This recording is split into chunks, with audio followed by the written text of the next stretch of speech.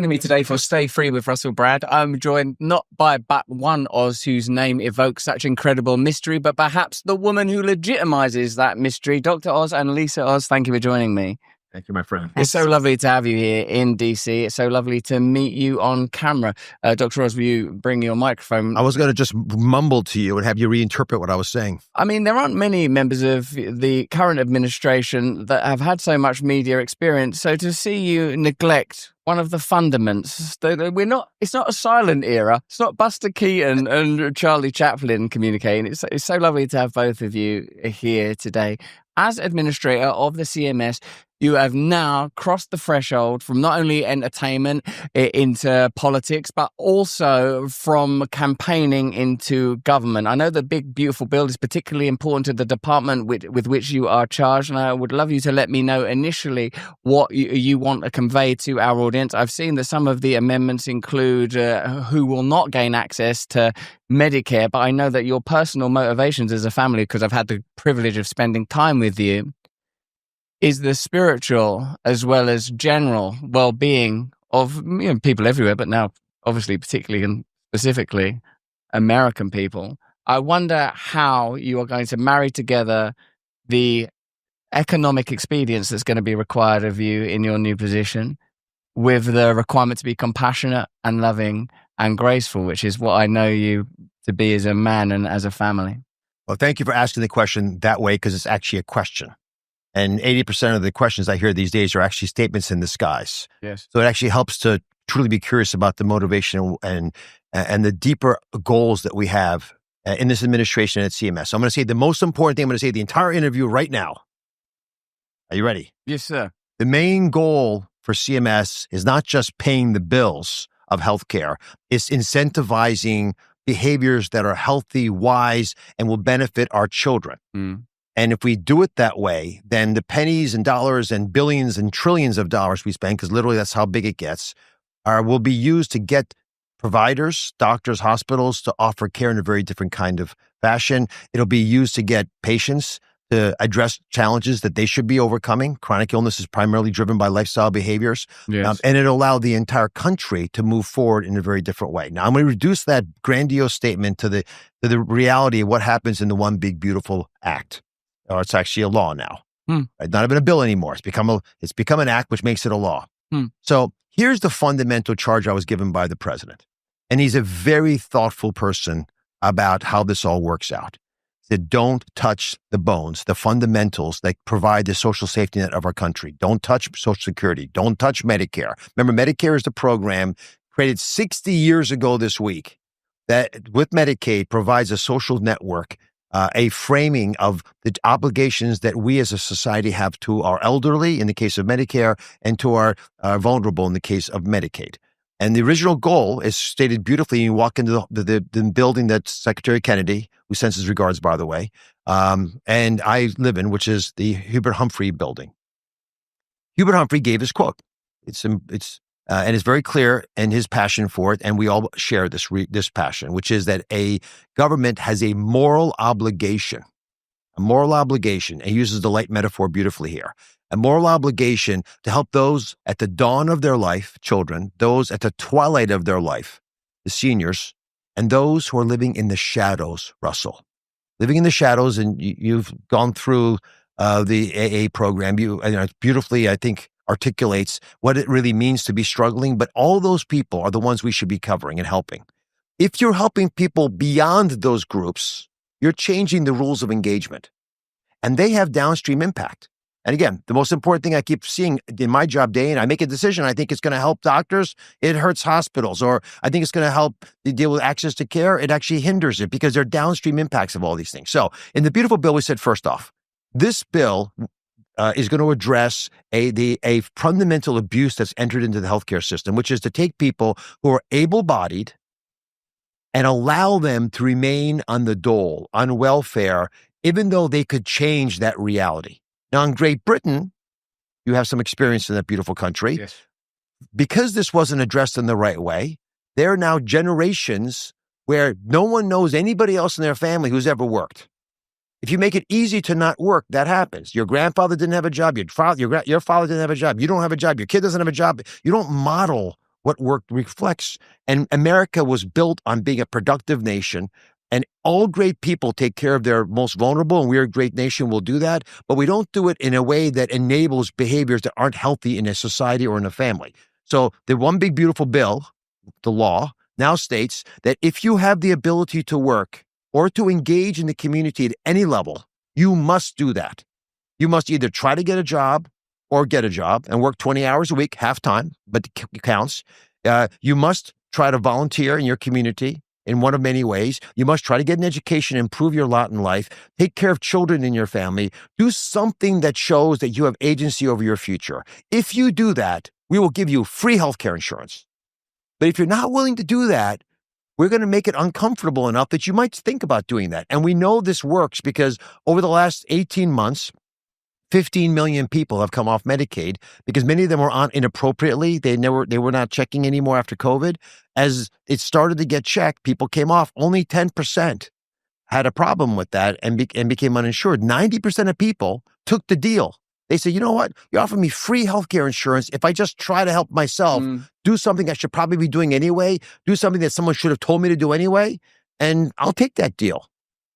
Lisa, with this act now passed, with your husband, beloved Dr. Oz, now in a position of significant authority, with men like Secretary Kennedy is similarly empowered, and Jay Bhattacharya and Marty Makary, great people, Kelly Means and Casey Means, all people that I've had the good privilege of meeting, now in positions of power, now the recipients of significant budgets backed by a powerful mandate. What is the necessity for the MAHA Alliance, ultimately a campaigning and support group and an awareness group, now that the people that are at the forefront of that movement are in administration? Well, MAHA is not just governmental. And if you think about making America healthy, there is the part that is the government, because even if you want to make good choices, if there are structures in place that are preventing that from happening, it's almost impossible to do so. But people have to have agency. People have to be choosing healthy lifestyles, healthy foods. So MAHA Alliance is working with the governors of certain states to put in place education programs where we can teach not just food, but healthy cooking, just integrating health into the general public. Now, if MAHA and the government doesn't do their jobs, you can make healthy choices, but never know that what you're buying has artificial dyes in it, artificial sweeteners, overprocessed. So we need the education portion on the ground, but we also need the governmental shift to happen. Yes. And in a way, isn't there even in office a requirement to continue to communicate messages to people about their own agency, as you have suggested, the choices that they can individually make and for their families? But do you consider it, both of you, to be true that even when you have access to the levers of power, there seems to be, when talking about those shadows, the indication is that the people that are in the shadows are those that have been neglected or lost or abandoned by society. And yet elsewhere in the shadows, it's quite possible that another contributor, we've talked about how at the, should we call it, the lower rungs of society, there are people that are unable to participate in health on account of the kind of problems that you've described, loss of agency through institutionalized welfare. But at the upper echelons of society, perhaps there are interests that are able to maneuver and manage big food, big agriculture, which I know is not part of your remit, but also big pharma, which is, in a sense, part of the mandate, a significant part of the mandate, certainly when considering a figure like yourself, Doctor, or Secretary Kennedy, and like some of these sort of near radicals that are now in sort of at the NIH or at the FDA, is people don't trust big pharma. People don't trust big food. People don't think that the Diabetes Foundation should receive funding from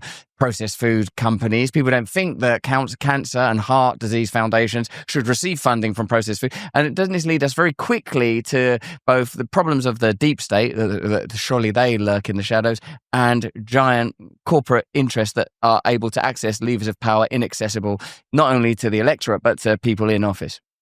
Russell, such a powerful way of expressing it. So let's do both extremes. You mentioned both. So this weekend, I was visiting a hospital system in South Jersey, and I went to see a federally qualified health clinic. These are clinics that actually work quite elegantly to provide comprehensive care, usually to folks in the lower rungs of the social system, as you use the phraseology, but folks who are vulnerable. And I said, well, how many patients do you have today? She says, depends what you mean. I said, what's vague about how many patients do you see today? She says, well, we booked 80 patients. We hope half will come. Really? I said, well, is it expensive? She says, no, it's basically free. That half of the people who said they're going to come today to see a doctor to give life-saving advice, life-changing insights, only half show up. And she said, yes. So I went back to the team. I said, how often does that happen? Here's the data. You ready for this? The chance of a Medicaid patient showing up at a doctor's office. Again, Medicaid is the program for the vulnerable members of the population. The chance of them showing up for their doctor's office is 1/5 the chance of a Medicare patient. So older folks who are getting social support, having paid into a system their whole life, for whatever reason, when they want to make a doctor's appointment, they tend to show up. Whereas the folks who have not been able to do those things don't show up. So there is a bit of a challenge just to get people to believe that they matter and they should control their destiny. I bring this up because if you don't fight for that every single day, then moneyed interests do take charge. And they do begin to make it hard to be healthy in America. And that's what we're witnessing. And you've regaled the audience many times, so I won't repeat it, and how much processed food has replaced the cigarette industry with similar tactics, as a measure that has allowed people to feed food addictions or other habits that they have in their life. And that just this past week, another data set came out arguing that it's not physical activity by itself, but it's processed food that's at a root cause of much of the obesity that we're experiencing, because it makes it easier to eat more food of the kinds that don't matter to your body. Foods with low nutritional value don't trigger in the brain the same response as foods with high nutritional value. And I'll give you a good example. Nuts.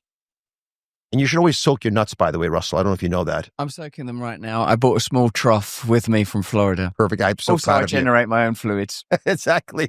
So proud of you. But I digress. We both do. So the reality with nuts is they're baby trees, right?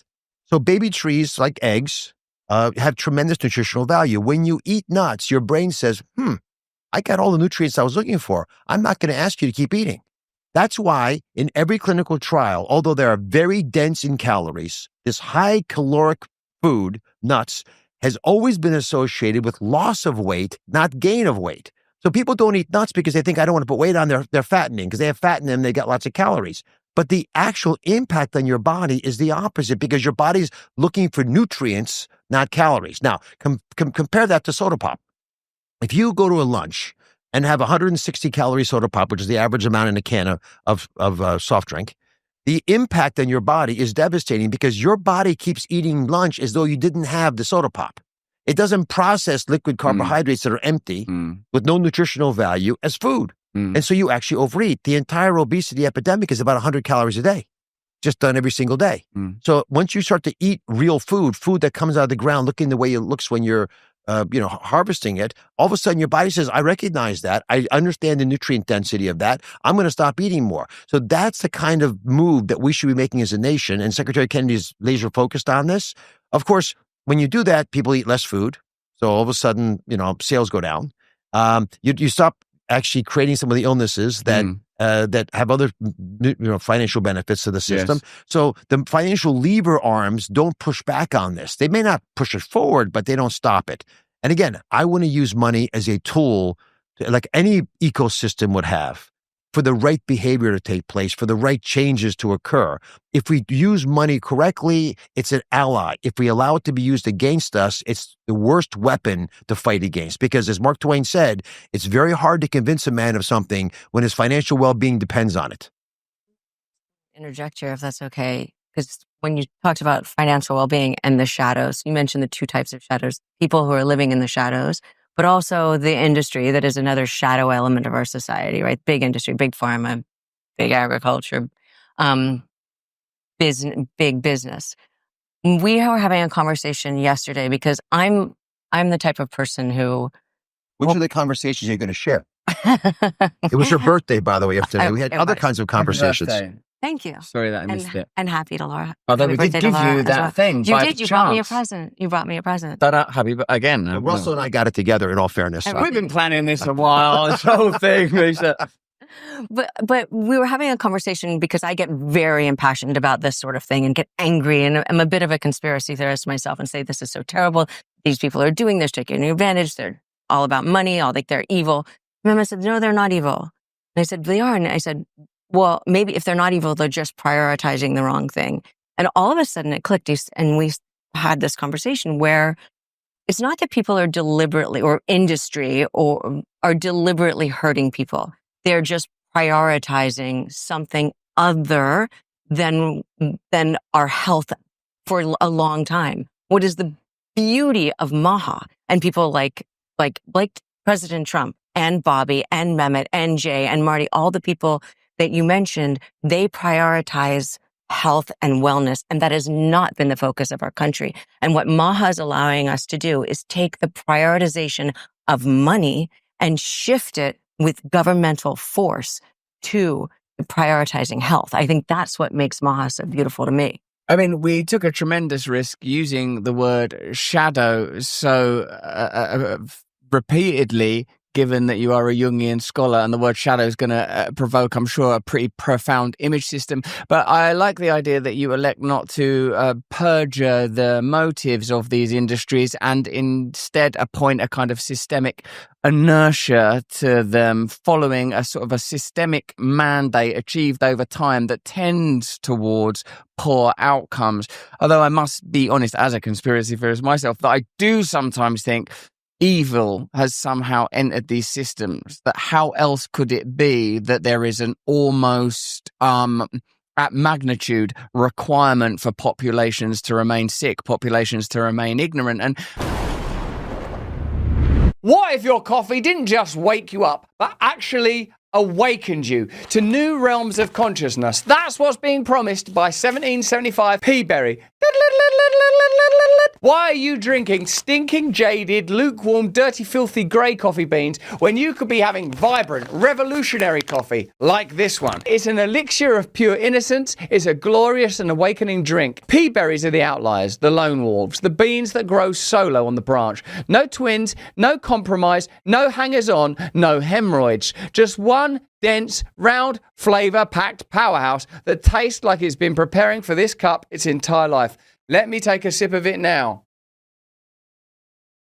Oh, holy beverage, we salute you. Less than 5% of all beans can become pea berries. They're the Navy SEALs of coffee beans. Some of them just can't take Hell Week. Which basically means your morning brew is rarer than a mainstream journalist telling the truth. Jake Tapper, you must have seen that Joe Biden was old. He was obviously old. I think you have absolutely no standing to diagnose somebody's cognitive decline. It's grown high in the Bolivian mountains where the air is thin, the vibes are thick, and the beans basically whisper ancient truths to the winds. No acidic afterburn, no synthetic weirdness, and none of the lingering shame that tastes like the hotel minibar after a 3-day bender with all the snow. Hey, I played that guy in a couple of movies. I've lived that film. I was that film. But this coffee doesn't leave you hungover in a feather boa or speaking fluent nonsense. Just bold, smooth, consciousness-activating coffee with clean energy and antioxidants so potent I drank it and remembered 3 of my past lives. Go to 1775coffee.com, use the code BRAND and get 15% off. Peaberry Wonder, Hallucinations, Glory, Psychedelic Wonder, all available here. Use the link, get the discount, get the free shipping, benefit from an awakening bean. You lunatic, you. I suppose my question to both of you and the different types of complementary power that you wield is, how do we ensure that the MAHA movement is supporting the mandate of Secretary Kennedy and the other members of this team when it comes to representing the interests of the people, the population that do require education, that do require incentivization, that do require a new movement, but that we don't become that